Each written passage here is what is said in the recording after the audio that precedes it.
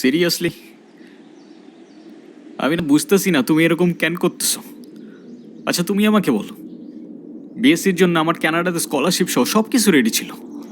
তুমি বললে এখন গেলে নাকি আমি তোমাকে হারাবো, তোমাকে অন্য কোনো ছেলের সাথে বিয়ে দিয়ে দিবে। ওকে ফাইন, আমি সব কিছু ক্যান্সেল করলাম। তারপর তুমি বললা তোমার বাবা বলছে যে বেকার কোনো ছেলের সাথে বিয়ে দিবে না। আমি সব কিছু ছেড়ে আমার বাবার বিজনেসে বসা শুরু করলাম, যেটাই আমার এতটুকু ইন্টারেস্ট ছিল না। আমি আমার সব ইচ্ছা ছেড়ে তোমার জন্য পারফেক্ট হওয়ার চেষ্টা করলাম। তারপরও কিসের কমতি থেকে গেল যে তুমি আজকে এঙ্গেজমেন্ট রিংটা ফেরত দিয়ে দিচ্ছ? আরে আমাকে কারণটা তো বলো অ্যাটলিস্ট।